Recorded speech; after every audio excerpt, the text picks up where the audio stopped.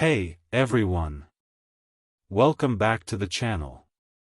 If you're new here, I'm so glad you're joining us today. We're diving into our series, Lessons from Biblical Figures, and these stories? They're gold. They've got drama, heart, and lessons that stick with you. Today, we're talking about David, the shepherd kid turned warrior king, the guy who took down Goliath and wrote half the Psalms. His life's a roller coaster, and the big takeaway we're digging into is trust. How do you keep trusting when you're facing giants, running for your life, or sitting on a throne with a messy family? David's got answers. This is a deep dive, so grab a drink, settle in, and let's get started. Alright, let's set the scene. David's story spans most of 1 and 2 Samuel in the Old Testament, tons of chapters, tons of moments. He's born in Bethlehem, youngest of 8 brothers, just a shepherd tending sheep in the hills. This is around 1000 BC, Israel's in a rough spot, surrounded by enemies like the Philistines, and their king, Saul, is starting to lose it. David's not on anyone's radar. He's out there with his flock, probably singing to pass the time, when God sends the prophet Samuel to anoint him as the next king. Samuel shows up at Jesse's house, David's dad, looks at all the older, tougher brothers, and God's like, nope, it's the kid. They drag David in from the fields, Samuel pours oil on his head, and boom, he's marked for greatness. But he doesn't get a crown yet. He goes right back to the sheep. That's David in a nutshell, humble start, huge destiny. His life's this wild mix of battles, music, betrayal, and faith. He's not perfect, far from it, but his trust in God keeps him steady through it all.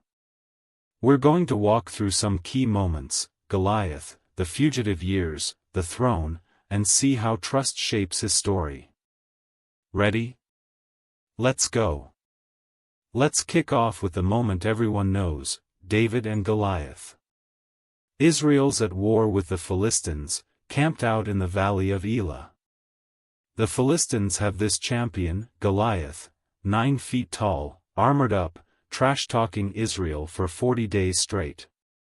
Send someone to fight me, or you're all done. Saul and his army are shaking. No one's stepping up. Then David shows up, not as a soldier, but as a delivery boy. His dad sent him with bread and cheese for his brothers. He's maybe 15, 16, still got that shepherd tan.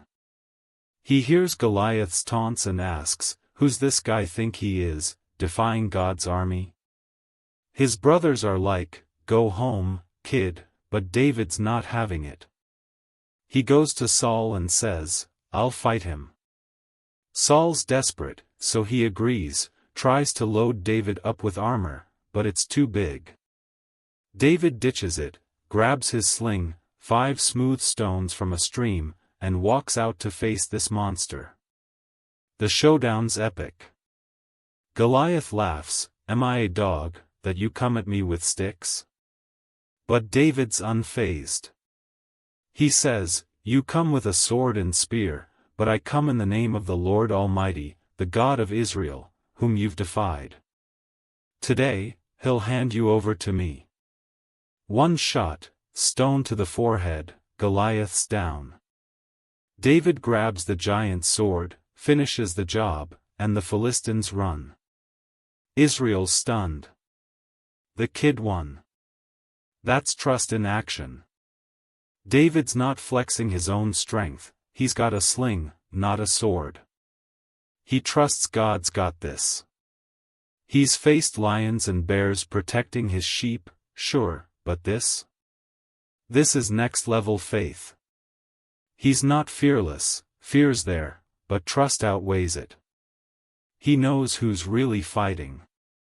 That's our first glimpse. Trust isn't about what you bring, it's about who you believe in. David's out there with sheep, probably bored, slinging rocks at targets. He's not trained for war, his brothers are the soldiers. When he gets to the camp, Goliath's this walking tank, bronze helmet, scale armor, spear like a tree trunk. 40 days of taunts? That's psychological warfare. Saul's offering rewards, money, his daughter, but no takers. David's not even tempted by that, he's ticked this guy's mocking God. He's got no business volunteering, but his reasoning's gold. God saved me from lions and bears, he'll handle this. That sling?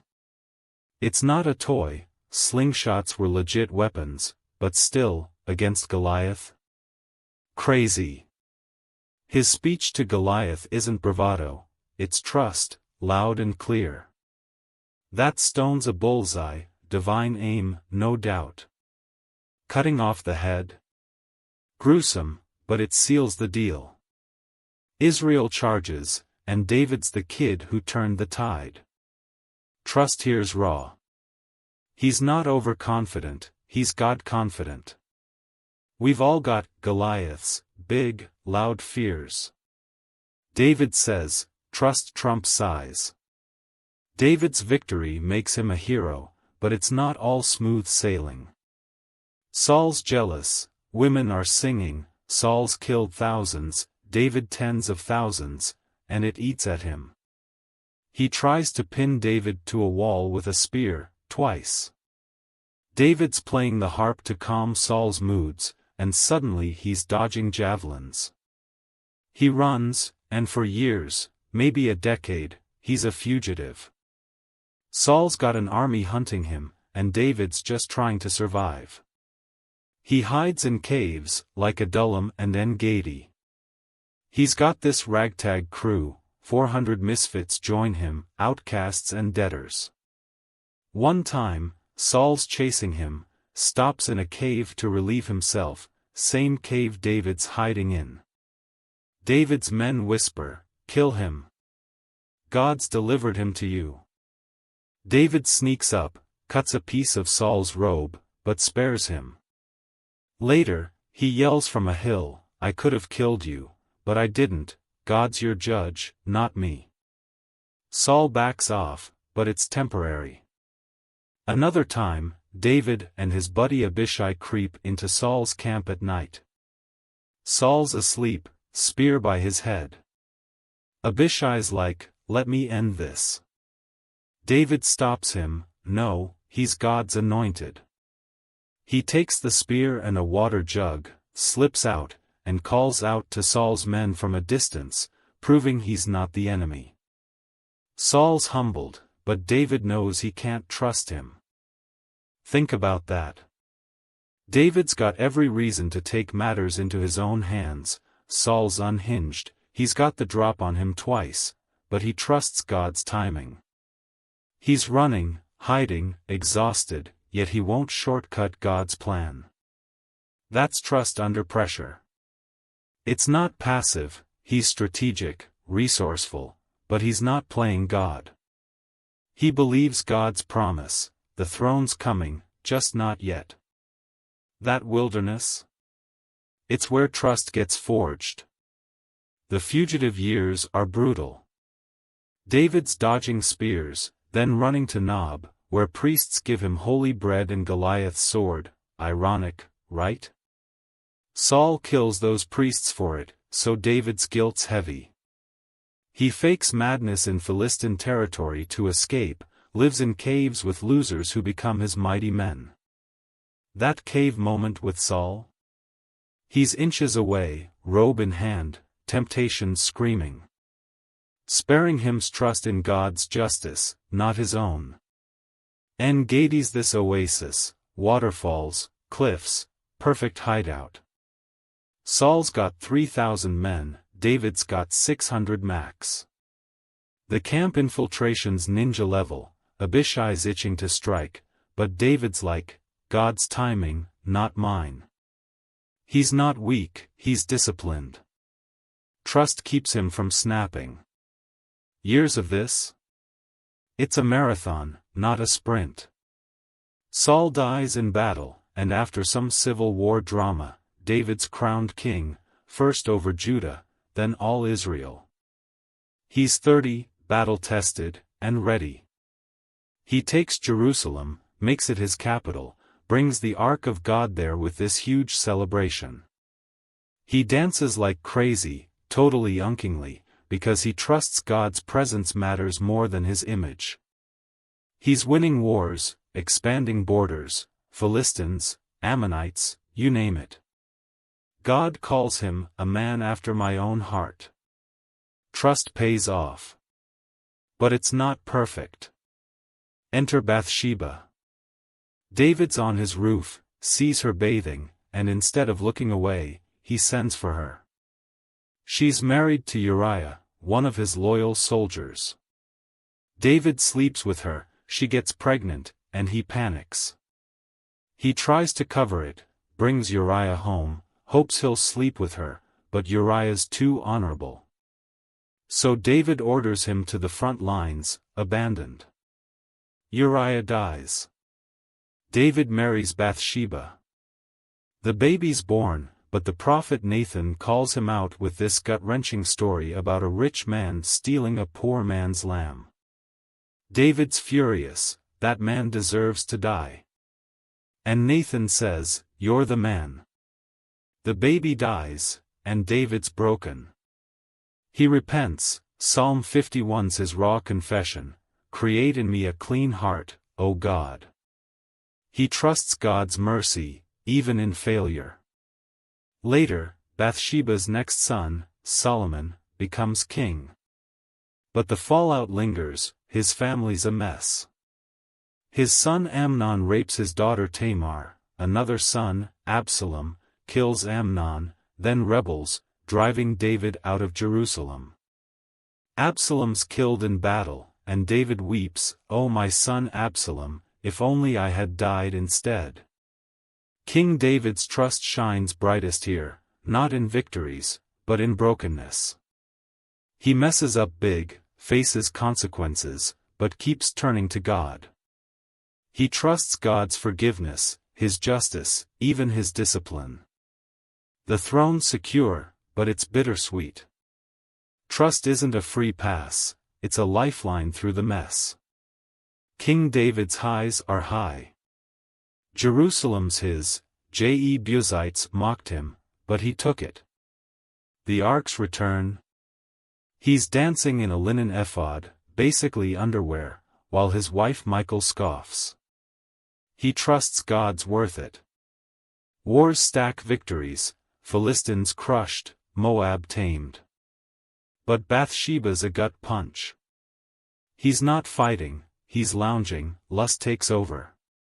Uriah's loyalty makes it worse. Nathan's parable? Masterful. David's repentance isn't fake, Psalm 51 soul-bearing. Family chaos tests trust more.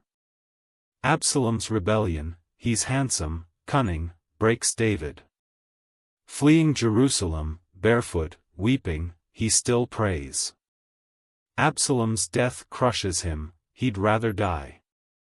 Yet he trusts God through loss. Solomon's rise? Redemption. Trust holds through it all. What's David's lesson? Trust is messy, real, and enduring. He trusted God against Goliath, in caves, on the throne, in sin, in grief. It's not blind, it's active, rooted in who God is. Psalm 23, the Lord is my shepherd, that's David's trust distilled. He knew valleys, enemies, but also goodness and mercy. For us, trust means leaning in when life's big or brutal. Facing a giant? Trust God's bigger. Hiding in a cave? Trust He sees you. Messed up? Trust He restores. David's life says, you don't have to have it together, just keep trusting the one who does. David's trust is gritty. Goliath's a moment, the wilderness is years, the throne's decades. Psalm 27, The Lord is my light, whom shall I fear? That's his core. We're not kings, but we've got battles. Trust says, God's there, in the win, the wait, the wreck. David's proof.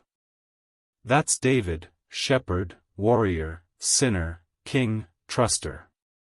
His story's a wild ride, and I hope it hits you like it does me. What's your favorite David moment?